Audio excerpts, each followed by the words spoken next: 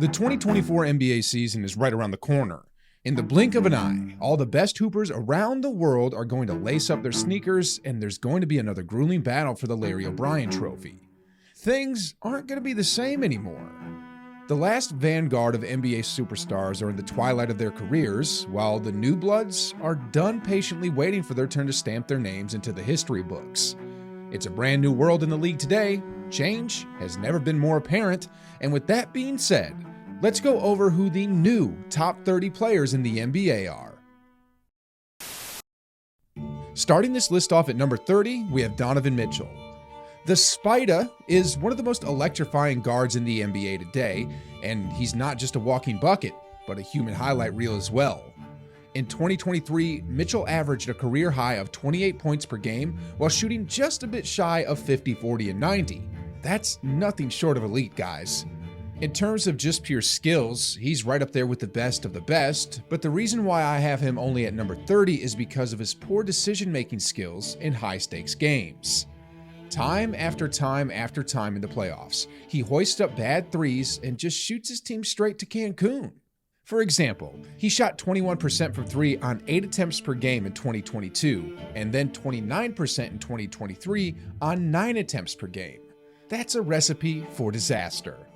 Still though, despite his flaws, he's still electrifying, and that's why out of the 450-ish players in the league, I still have him in the top 30. At number 29, we have the underrated guard out of Villanova, Jalen Brunson. Now, some people may say I'm crazy for putting Brunson ahead of Mitchell, but the truth is, Jalen has beaten Mitchell twice now when all the marbles were on the line, and although I'll admit that Donovan is the more skilled player of the two, Brunson just makes better decisions that affects the outcome of games. Then in terms of numbers, he's not bad either. I mean, 24 points and 6 assists on decent efficiency, then in the playoffs, he's one of the rare players who's able to turn things up a notch. Brunson continues to defy expectations, and I have him as the 29th best player currently. At number 28, we have the Beard. James Harden may not be the offensive MVP dynamite type of player he once was, but he's still a double-double machine who runs one of the most potent offenses today. This past season, Harden averaged 21 points and 11 assists while shooting an effective field goal percentage of 54. I would have him higher on this list, but his inability to get over postseason humps hurts his stock significantly. Still though, despite all his shortcomings, I still have James as one of the best players in the league, and he's number 28 on this list. At number 27, we have Jamal Murray. Murray is like the opposite of Harden and Mitchell. He plays like an average star in the regular season, but in the playoffs, he literally turns into a superstar. Like, just compare 20 points, 6 assists to 26 points and 7 assists.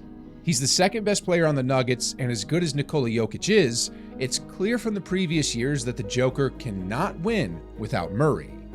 For these reasons, I have him at number 27. At number 26, we have Lauri Markkanen.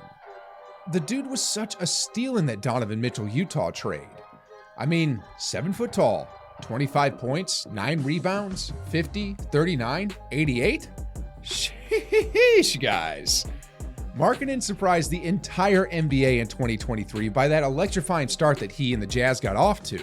And because of him, the entire Jazz organization had to rethink their strategy for tanking. The scary truth about this man is he's only 26 years old and has yet to really enter his prime years. Utah either needs to hurry and pair him up with legit stars or trade him to a contender, otherwise it'll be a sad waste of talent. But anyway, he's currently the 26th best player in the league. And right after him at number 25 is none other than Paul George. PG-13 isn't the player he once was, but he's still a 6'8" two-way player who can get hot at any moment. 24 points, 6 boards, and 5 assists on efficient shooting percentages is what he averaged in 2023, and the only thing that really hurts his stock is his inability to stay healthy. He's one of the few players that needs to hire a glazer to follow him everywhere because he's practically made of glass at this point. But all jokes aside, he's still one of the best players in today's game, and I have him at number 25. At number 24, we have Zach LaVine. The Chicago Bulls star is a human highlight reel, and it's unfortunate that his backcourt partner, Lonzo Ball, went down because of injuries. I mean, if y'all remember, when the Bulls were healthy a few years back, they were at one point the best team in the East, and a lot of that had to do with LaVine. 25 points with an effective field goal percentage of 56 shows just how hard he is to guard, and at 28 years of age, he's now entering his prime. For 2024, I have him as the 24th best player in the league. Following LaVine at number 23, we have Domantas Ankle-lovin' Sabonis. A poor man's Jokic is what people call him on the streets, and for good reasons. 19 points, 12 rebounds, and 7 assists while shooting an effective field goal percentage of 63? Sheesh! The Kings have propelled themselves out of mediocrity, and they're honestly a legit team in the West now, and a huge part of that is because of Sabonis. He would be higher on this list, but unfortunately, he doesn't play nearly as well in the postseason, so because of that, I have him at 23. At number 22, we have the Ant-Man, Anthony Edwards. Honestly, he's one of my favorite young players to watch in the league.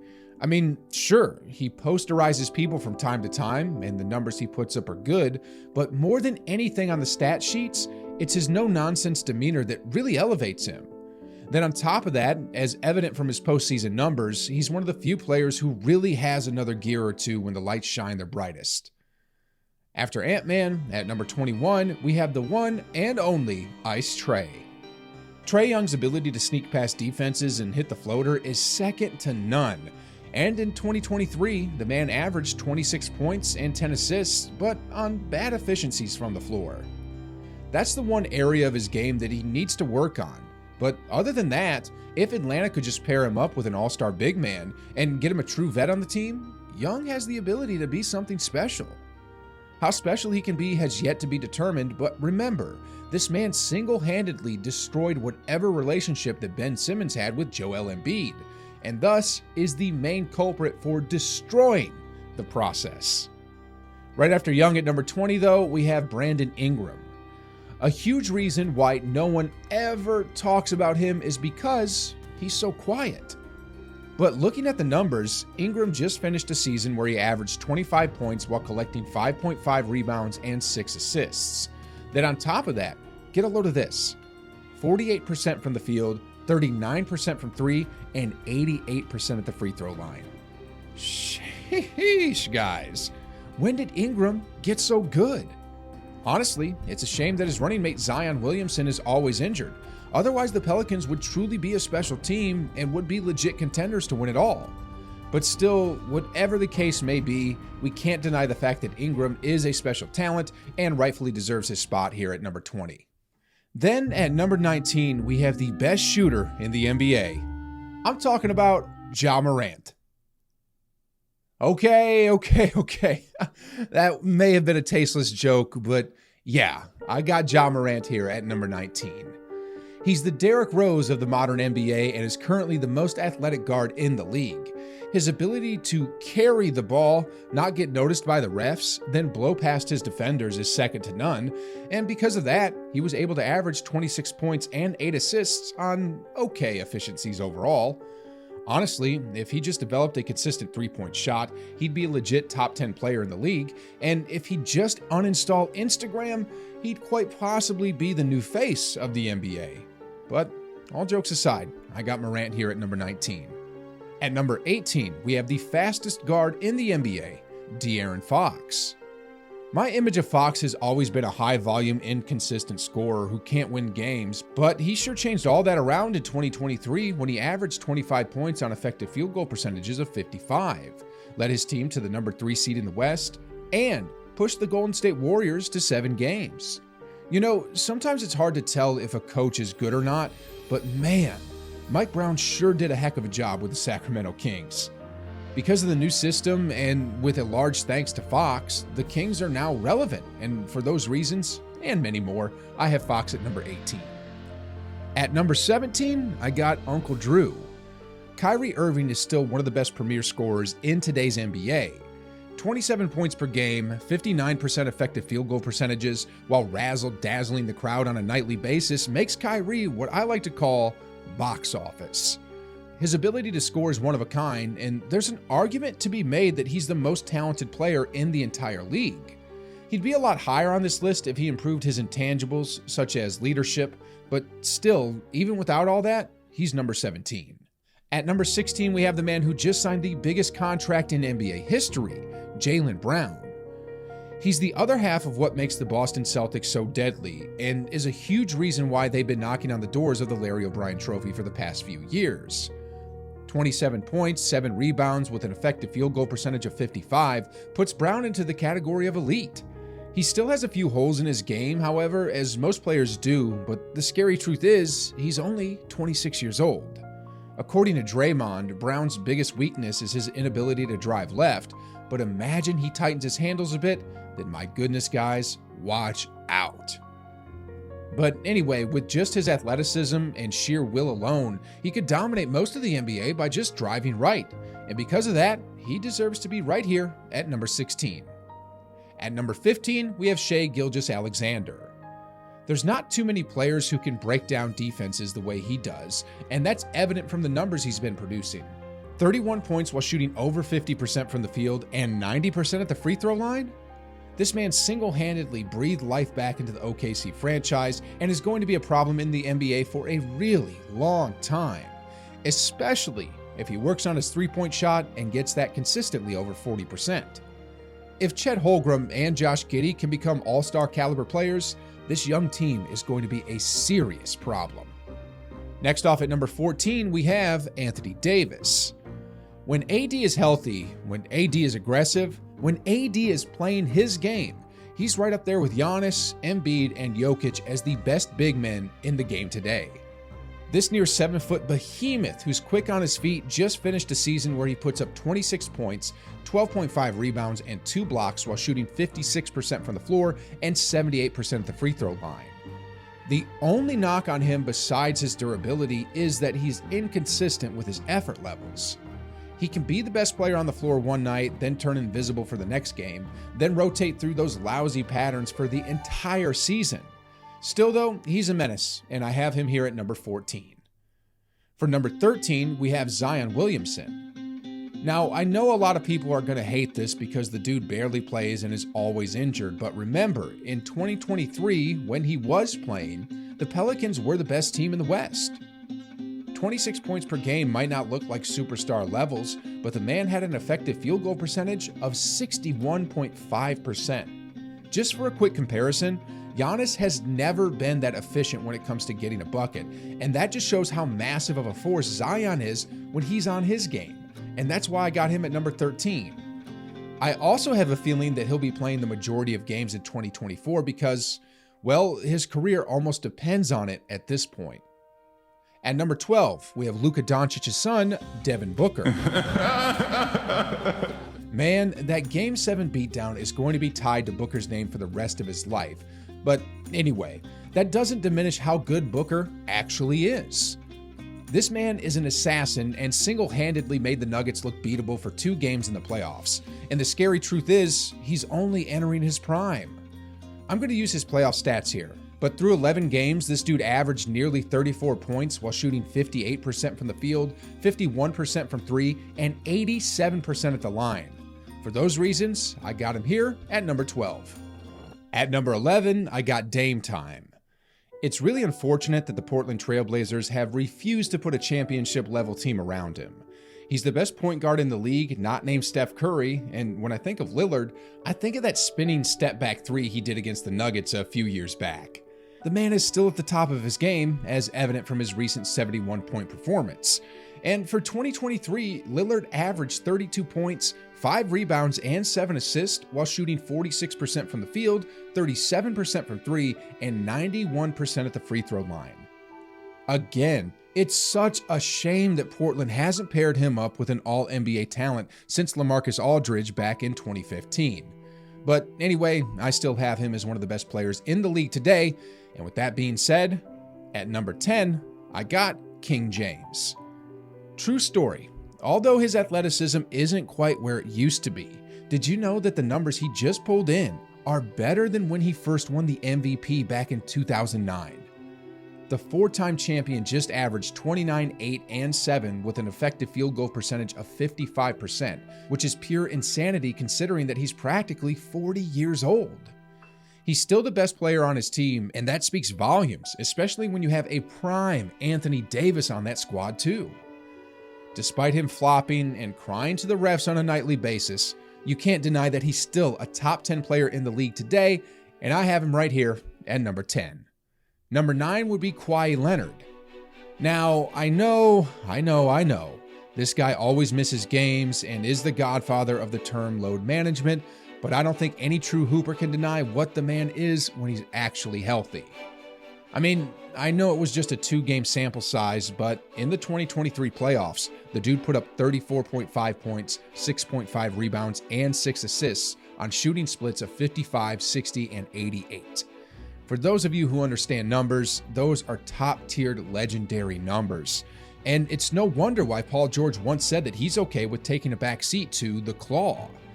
This man is a machine. He's a cyborg, and although he's always in the factory getting repaired, he's the 9th best player for 2024. At number 8, we have Luka Magic. He's not the quickest person in the league, he doesn't have a high vertical either, but when it comes to getting buckets, he's right up there with the best of them. 32, 8, and 8 is what the man just put up with an effective field goal percentage of 56%. If it wasn't for the big three of Embiid, Jokic, and Giannis, Luka would be a top 3 perennial MVP candidate for years and years. He's one of the few players in the league that you shouldn't trash talk to, and no one understands that better than Devin Booker. For all the reasons above, he deserves his spot at number 8. Then at number 7, we have Joel Embiid. He was the 2023 MVP, and when he's healthy, he means trouble. That 52-point game performance to close the regular season against the Celtics was one of the best games I've seen all year. Unstoppable, a force of nature, dominant. These are the adjectives I'd use to describe Embiid in the regular season. And the only reason I don't have him higher on this list is because of his playoff woes. He and James Harden are a match made in heaven. 2 dominant regular season players, but for some reason, they always shrink when the lights are shining the brightest. But anyway, Embiid is still a monster and is rightfully number 7 on this list. At number 6, we have Jimmy Butler. 23 points, 6 rebounds, and 5 assists while shooting an effective field goal percentage of 56 doesn't sum up the value of Jimmy Buckets. This man is an all-star in the regular season, but turns into a superstar in the playoffs. Since LeBron did it with the Cavaliers, I've never seen any one player carry his team the way Jimmy does. I mean, he single-handedly beat Giannis twice, then with a bunch of undrafted players, got onto the biggest stage that basketball has to offer. He's an underdog story, and when push comes to shove, he never shies away from the challenge. For everything he does for his team, he deserves his spot at number 6. At number 5, we have Kevin Durant. For 2023, the Slim Reaper averaged 29 points, 6 boards, and 7 assists, while shooting 56% from the field, 40% from 3, and 92% at the free throw line. He's not a leader by any stretch, but he's still one of the ultimate weapons in the game today. In one-on-one situations, he's pretty much as good as it gets. The outside shot, the mid-range, getting to the basket. He does everything at an elite level, which is why he's here at number 5. At number 4, we have Jimmy Butler's son, Jason Tatum. 39 and 5 with an effective field goal percentage of 54% is good, but it's not as good as Durant. The thing about Tatum, though, is that he's also an excellent defensive player. Discipline, size, length, and a willingness to play hard on both ends of the court is why Tatum is one of the best players in today's NBA. He's the leader of a team that's been knocking on the doors of the Larry O'Brien Trophy for the past few years, and for that, he's number 4. At number 3, we got Giannis Antetokounmpo. When people think of Giannis, they probably think of an unstoppable freight train. As of today, he's the most physically dominant player in the league, and that's not a debate. If he just developed a consistent three-point shot, he'd probably be number 1 on this list. But anyway, 31, 12, and 6 are the numbers he just put up with an effective field goal percentage of 57. He's one of the nicest superstars in the league today, and when I think of him, I think of a force of nature who's true to the game. and I don't think anyone would argue that he's a top 3 player in today's game. At number 2, we have the 2023 Finals MVP, Nikola Jokic. I still have a hard time believing this dude was drafted in the 2nd round. A walking triple-double, an efficiency monster, and a puzzle that has yet to be solved. For the 2023 playoffs, over the course of 20 games, the dude averaged 30 points, 13.5 boards, and 9.5 assists while playing nearly 40 minutes a night, which is unheard of. It's clear that the man is no longer out of shape, which was one of the criticisms of his game earlier in his career. With his size and length, he's also an underrated defender who can oftentimes alter shots. The reason why he's number 2 and not number 1 is that he's still not completely tested. The best team in the East didn't have Lady Luck on their side, as Jason Tatum suffered an ankle injury that ultimately cost them a trip to the finals.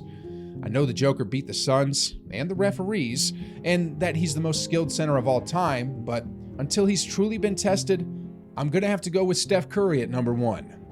29, 6, and 6 is what the Chef averaged in 2023 while shooting just a hair shy of 50, 40, and 90.